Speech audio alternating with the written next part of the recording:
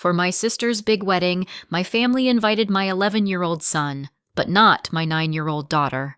We've all decided she shouldn't come, they said. I just replied, noted. We won't be attending. Then I made one quiet change. 3 weeks later, their lives were falling apart.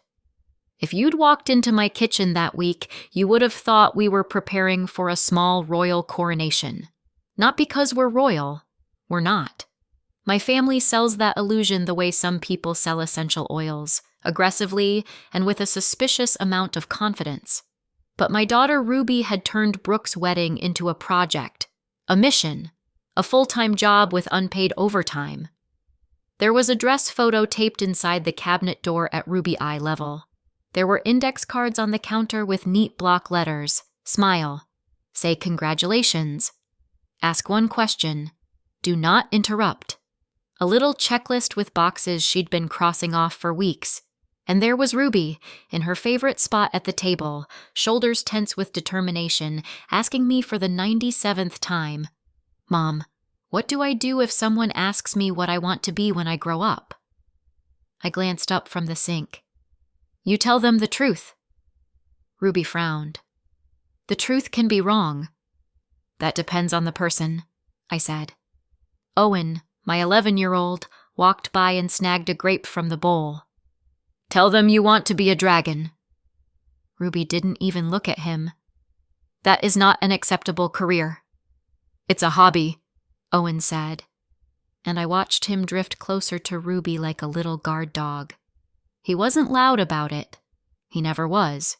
He just hovered, ready to block a comment, hand her a fidget, change the subject, like he'd been training for this in secret.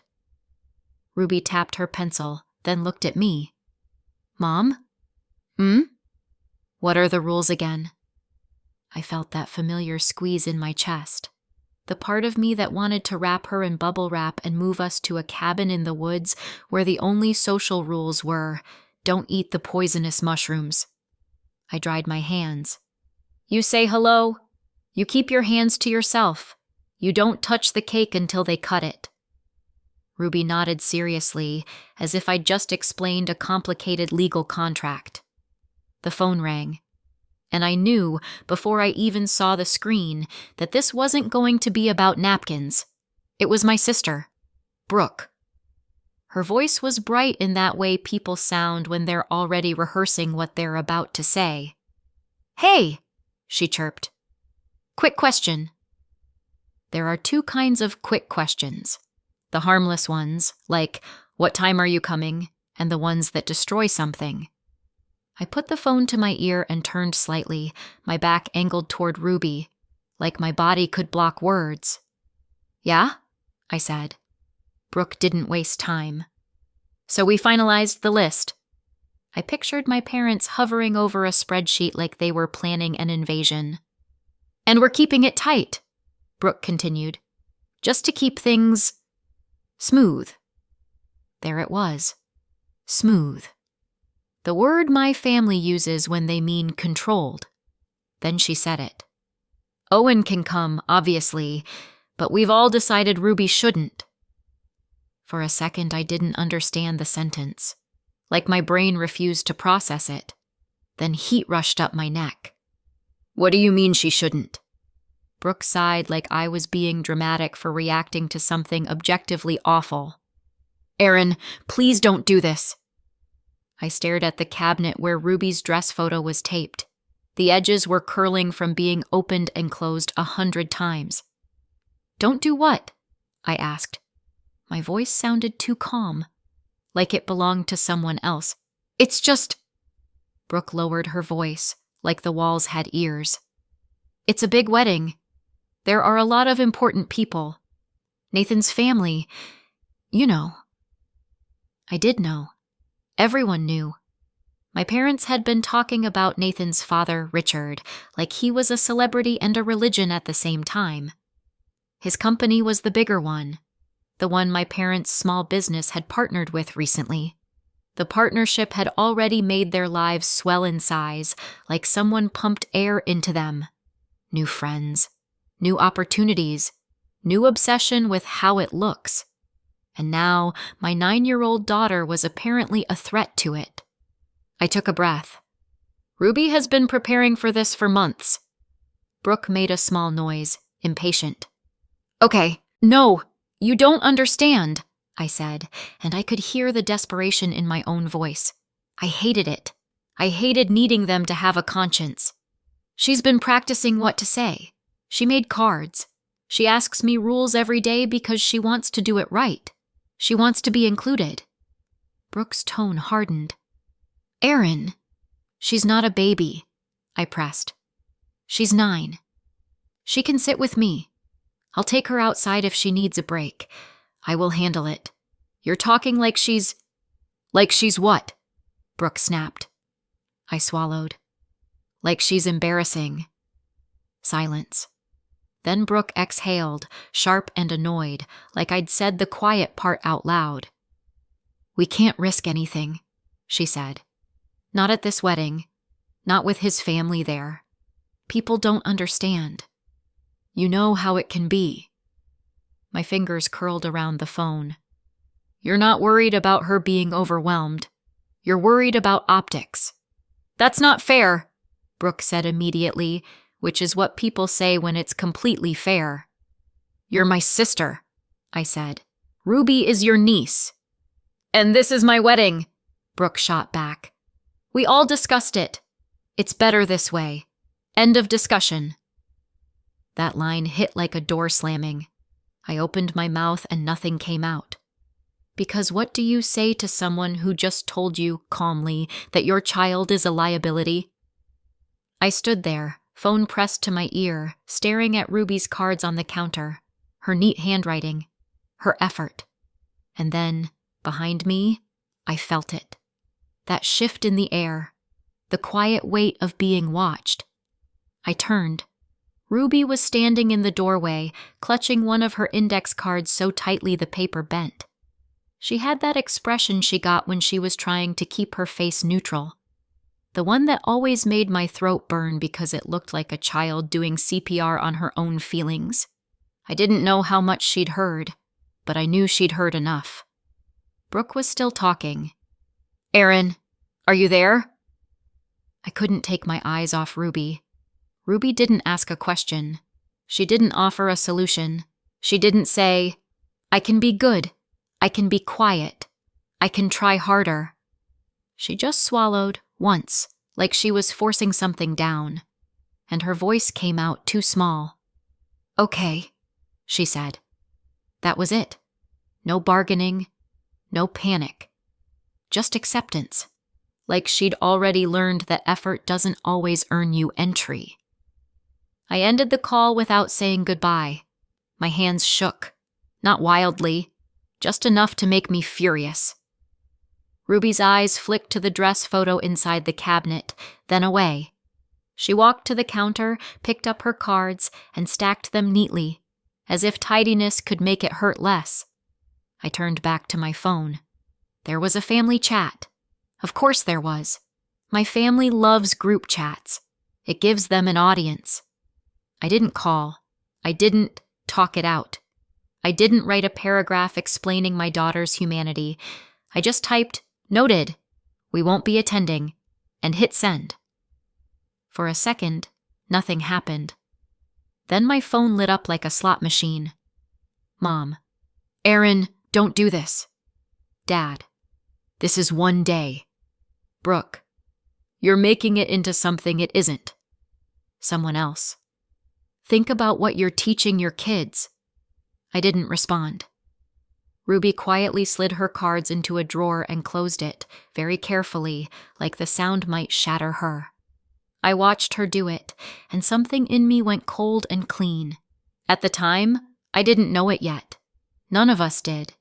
But that single decision, to keep Ruby out, would change everything. 3 weeks later, their lives were falling apart. I've been the oldest for as long as I can remember, not in the cute I helped pack lunches way, in the if something breaks it's my job to fix it way.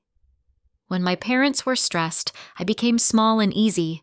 When my sister wanted something, I learned how to give without being asked. It wasn't dramatic. It was just the shape of our family. Mom and Dad were always busy. Brooke was always loud. And I was always the one smoothing the edges. Even when I moved out, I didn't stop being the fixer. I hosted holidays, I brought dishes, I checked in, I apologized for other people's behavior like it was a hobby. Then I had Owen, and my family went insane in the way families do when a baby is easy to celebrate. Pictures, gifts. Our little man. Mom cried at the hospital. Dad started calling himself Pop like we were in a commercial. It was loud love, the kind that doesn't ask questions. Then Ruby came along. And Ruby was never bad. She was never difficult for the sake of it. She was just Ruby. When she was around 3 or 4, I started noticing small differences I couldn't name yet. She didn't like certain fabrics. Tags were a war crime. Loud birthday parties made her go stiff and silent, then explode later, like her body couldn't hold the noise inside. She lined things up. She repeated phrases. She watched people like she was studying them for a test she didn't know the subject of. At first, everyone said the same things. She's sensitive. She'll grow out of it. You're overthinking. Then there was a day at a crowded indoor play place when Ruby clapped her hands over her ears and slid under a table shaking. I was crouched beside her whispering, "Breathe with me," while other parents stared like my child was misbehaving. And Mom said, out loud, "Erin, she's being dramatic." That was one of the first times I felt that sharp little snap inside me. The moment I realized my family didn't understand the difference between overwhelmed and disobedient.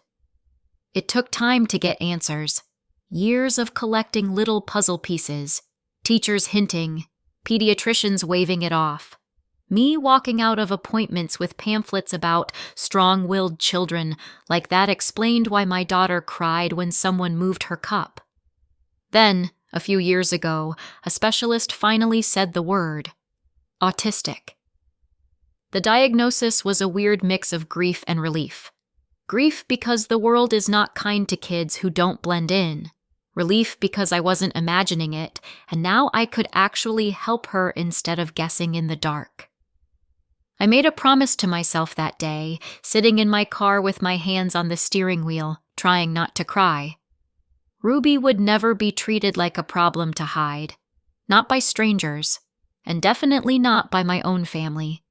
I thought that promise would be easy, because who looks at a child and decides she's too inconvenient to love? Turns out, plenty of people. Especially the ones who love you conditionally. The first holiday after Ruby's diagnosis, she said something honest in the way she always did. Literal. Direct. Not rude. Just unfiltered truth. An aunt laughed too loudly. Someone said, "Oh wow, she's such a little weirdo." Like it was cute. Then Mom leaned into my ear and whispered, "You have to stop her from doing that." Not, "Is she okay?" Not, "How can we help?" Just, "Make her more palatable." I tried the polite route. For years. I explained autism in simple terms. I offered strategies. I asked for patience. I reminded them she wasn't being difficult. She was processing differently. They nodded. They smiled. They did nothing different. Ruby, meanwhile, started doing what a lot of kids like her do. Masking. She watched people closely. She copied tone. She practiced phrases under her breath like homework. She learned when to laugh even if the joke didn't make sense. She learned how long to make eye contact so people wouldn't say she was rude. She came home from school drained, holding herself together all day like she was carrying a heavy box with no handles. Then she'd collapse into silence on the couch, cheeks pale, eyes unfocused. Owen understood before anyone else did. At family gatherings, he'd drift toward Ruby like gravity. He'd hand her something to fidget with. He'd steer her away from loud kids. He'd jump in with a joke if an adult started staring. He never made it dramatic. He just protected her. My parents, on the other hand, started having important events. A dinner, a work thing, a party where they wanted to impress someone. At one of those gatherings, Ruby said something a little too literal to someone in a fancy suit. I watched the person blink, smile too tightly, and then turn away. Later, Mom pulled me aside and said, "This is exactly what I mean." "Exactly what?" I asked. Mom's eyes flicked toward the room like it was a stage. "We can't have that." That was when she used the word for the first time. "Embarrassing." Ruby didn't hear that specific word that night, but she didn't need to. She felt the shift. She always did. She asked me in the car on the way home, very quietly, "Am I hard to bring places?" I nearly swerved off the road. I told her no. I told her she was not too much. I told her the world was too small and we were going to find bigger spaces. But the question stayed with me, because she didn't ask it like a dramatic child. She asked it like someone gathering data. Then Brooke got engaged. And suddenly the family's obsession with important people hit a new level. Brooke started saying Nathan's family like a title. Mom started talking about Richard, Nathan's dad, like he was a prize. Dad was suddenly wearing nicer clothes. Everyone was acting like this wedding was the doorway to a life they'd always deserved. And the thing is, it kind of was. My parents had always run a small business. Nothing glamorous. It paid the bills. It kept them proud. But once Brooke started dating Nathan, everything changed. His father ran the bigger company they partnered with, and my parents' world expanded fast. New contacts, bigger numbers, a taste of money they'd never had. The way they talked, you could almost hear the greed shining through the polite words. Now they were obsessed with keeping everything perfect, because this wedding wasn't just family. It was the future they thought they were finally entitled to. Ruby heard wedding and latched onto it like it was a lighthouse. Her first big formal event.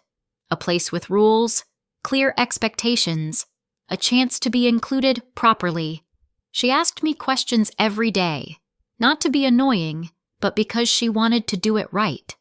And the hardest part was realizing she wasn't excited like a kid. She was excited like someone trying to earn a seat at a table she'd been hovering outside of her whole life. 3 weeks later, the wedding was over. We didn't go. That part didn't kill anyone. Shocking, I know. My phone still had the old messages sitting there, unread, like a pile of garbage someone expected me to sort. Life at home settled into a quieter rhythm. Owen went back to school like normal. Ruby stopped asking about weddings entirely, like the topic had been quietly buried in the backyard. Easter came next. I've always hosted. It's just what I do. The fixer, remember? But this year, I did something different. I sent the Easter message to the usual family circle. Aunts, cousins, people who show up with potato salad and opinions. I did not include Mom, Dad, or Brooke. No announcement, no warning, no dramatic, after everything you've done. Just a message with a time and a place, like always. Owen watched me hit send and didn't say anything. He just nodded once, like he understood the assignment. Ruby sat at the table, drawing quietly, pretending not to listen. But her shoulders were less tense than usual, like the idea of not performing was a relief. The group chat responded normally at first. Do you need deviled eggs? I can bring dessert. What time should we come? Then the interruption came. Mom. Wait. Are we not invited? The tone was sharp and staged, like she'd stepped onto a stage and adjusted her microphone. Brooke followed immediately. So first you don't attend my wedding, and now you're cutting us out of Easter? What is wrong with you? Dad jumped in too, because of course he did. This is cruel, Aaron. You're punishing everyone. They weren't asking quietly. They weren't texting privately. They wanted witnesses. They wanted the whole family to see me being difficult. Because that's how they win. They make you feel shame under fluorescent lighting. I stared at the screen, that old reflex stirring in me. The one that wants to smooth it over, soften the edges, fix it. Then Ruby looked up from her drawing. She wasn't crying. She wasn't yelling. She was just watching my face like she was waiting to learn what truth costs. And something in me went still. I typed one message. Just one. No speech, no diagnosis lesson, no begging for empathy. I didn't attend Brooke's wedding because you excluded Ruby for being autistic and said you couldn't risk embarrassment in front of Nathan's family. So no, you're not invited to Easter. We're done. I hit send. The chat went weirdly quiet. No jokes, no emojis, no immediate backlash. Just that awful pause where you can feel people reading. Then someone typed, "Is that true?" I didn't answer. Because if I answered that in the group chat, it would turn into a debate. And I wasn't putting my 9-year-old's dignity up for family voting like it was a casserole contest. A few minutes passed. Then my phone rang. Unknown number at first. Then it stopped. Then it rang again. This time it came through with a name. Nathan. I stared at it for a beat, thumb hovering, brain doing that quick inventory of worst-case scenarios. Then I picked up. "Hi," I said. There was a pause on the other end. Not dramatic, not angry, just careful. Like he was walking across glass. "Aaron," he said quietly. "I'm sorry to call. I saw what you wrote." "Okay." Another pause. I could hear breathing, like he was trying to decide how to ask without sounding like the villain. "Is it true?" he asked. "Did they really tell you Ruby couldn't come because they didn't want to risk embarrassment?" My throat tightened. I kept my voice level anyway. "Yes," I said. "That's what they said." "And Ruby," he added, softer. "She's 9. "Yes." He didn't say, "That's insane," even though I could tell he wanted to. He didn't try to smooth it over. He didn't defend Brooke.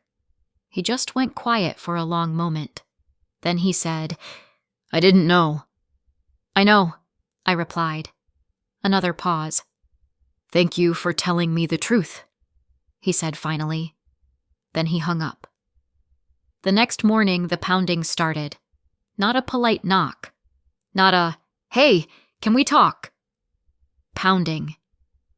Owen appeared in the hallway instantly, like he'd been waiting for it. Ruby was behind him, quiet and pale, gripping the edge of her shirt. I opened the door and there was Brooke. Her eyes were red, but not with sadness, with rage. Her hair was shoved back like she'd done it in a hurry. Her whole body looked wired, vibrating. She didn't say hello. She didn't look at Ruby. She launched straight at me like a missile. "What did you tell him?" she hissed. "Who?" I asked. "Nathan, what did you tell my husband?" "Nothing." I kept my voice calm. "He called me. I just told him the truth." Brooke's laugh was sharp and ugly. "Of course he did. And of course you couldn't wait." "I didn't call him," I said. "He asked if it was true. I said yes." Brooke stepped closer. "He left." I didn't move. "Left where?" Brooke's face twisted. "I don't know. Somewhere. He said he needed space. He said he needed to think." Her voice cracked on the last word like it physically offended her. "He wouldn't even sleep at home." Owen's jaw clenched. Ruby went very still. Brooke noticed them then, really noticed them. And instead of lowering her voice, she got louder. "Good," she snapped, eyes flicking to Ruby like Ruby was an object on a counter. "They should hear this. They should see what you've done." I felt something cold slide into place inside me. Brooke, leave. She jabbed a finger toward my chest. You humiliated me in front of everyone. You made me look like a monster. You excluded your niece, I said, voice flat. Brooke shook her head fast, like she could shake reality loose. We were protecting the wedding. No, I said. You were protecting your image. Brooke surged forward into my space, and for a second I thought she was going to shove past me into my house. Her hand grabbed my arm hard, nails digging in. I yanked back, and Owen stepped forward without thinking. Don't touch my mom, he said. Brooke's eyes flashed. Stay out of it. Ruby made a small sound, barely a sound at all, and Brooke rounded on her like that sound was an insult. This is exactly why, she spat, and then caught herself too late. I saw Ruby's face change, that familiar shutdown, that awful retreat, and something in me snapped. Not loudly, not dramatically, just clean. Get out, I said. Brooke's chest heaved. Her voice rose, wild and shaking, filling my doorway while my kids watched. You did this to me! And that was the moment I understood this wasn't just a family fight anymore. It was a safety moment, and I wasn't going to lose it. Easter still happened at my house.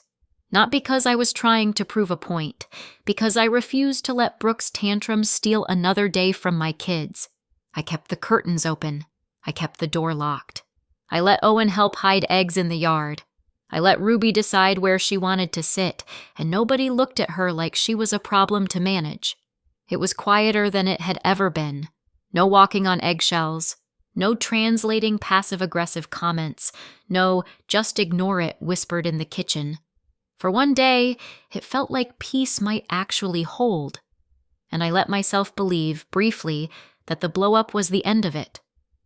Then, a few days later, there was a knock at my door. Not pounding, knocking, soft, polite. When I opened it, both my parents were standing there with the kind of smiles people wear when they're trying to sell you something. Mom held a container like it was a peace offering. Dad's hands were in his pockets, shoulders lifted like he was trying to look harmless. Hi, Aaron, Mom said, voice syrupy. Can we talk? I didn't step aside. About what? Mom's smile twitched. We hate how things have been.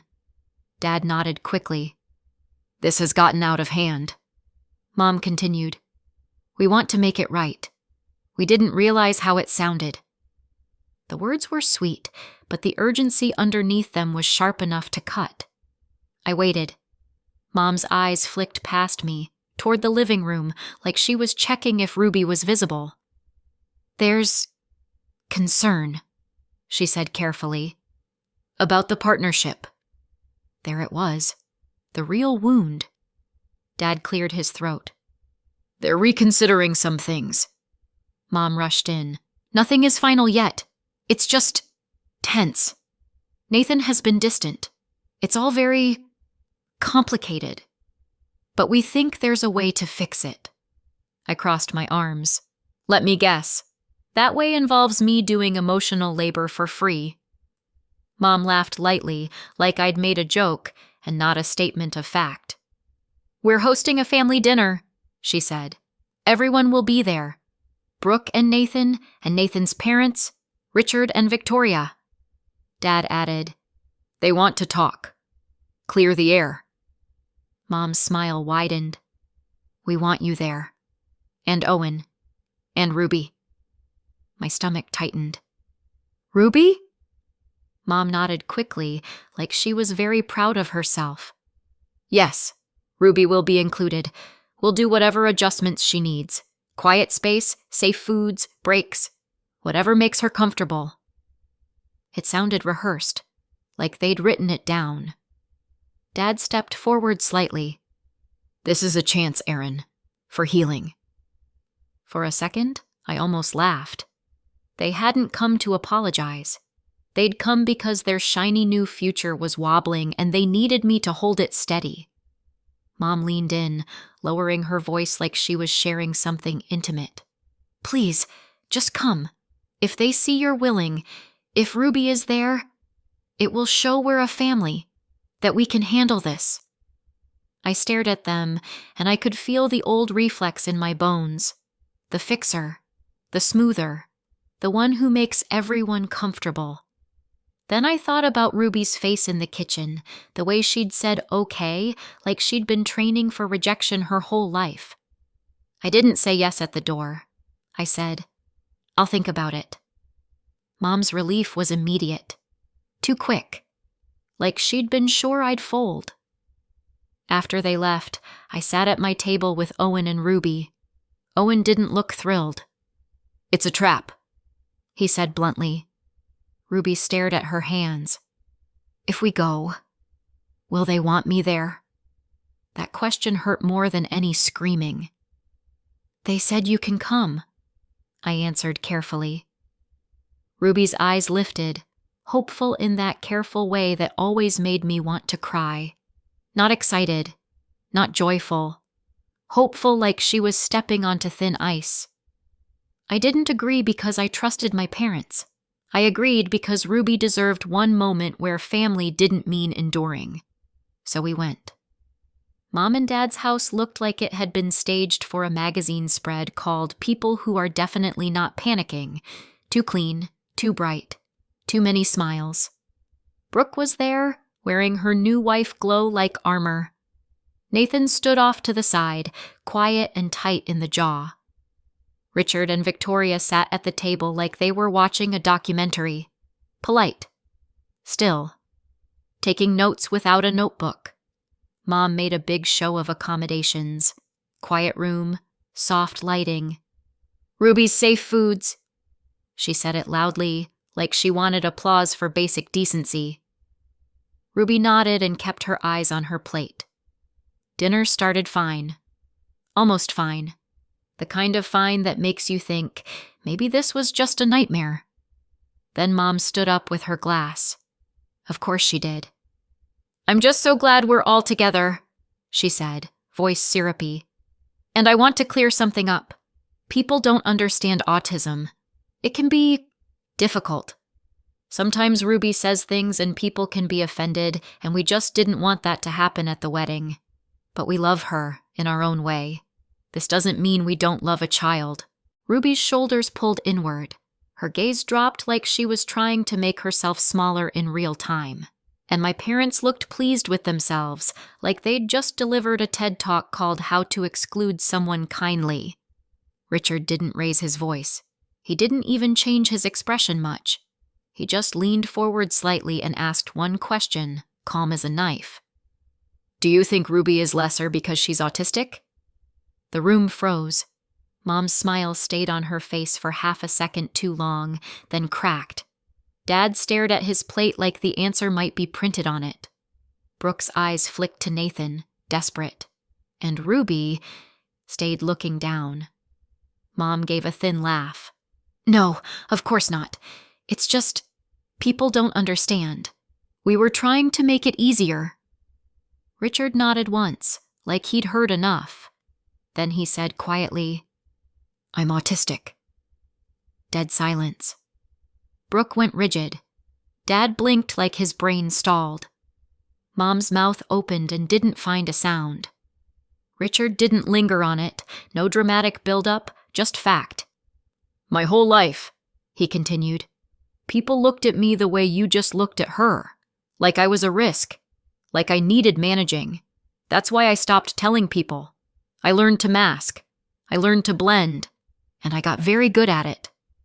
Ruby's head lifted, slowly, like she couldn't help it, because the person everyone in that room treated like royalty had just said the word autistic like it wasn't shameful at all. Richard turned to Ruby. His voice softened, but it didn't turn sugary. "Ruby," he said, "you are not lesser. You're not broken. You don't have to shrink to make people comfortable. You can do anything you want. Anything. And when people try to make you smaller, that tells you something about them, not about you." Ruby stared at him, wide-eyed. Then her chin lifted a fraction more, like she was testing the shape of confidence. Richard leaned back, looked at my parents, and his tone went flat again.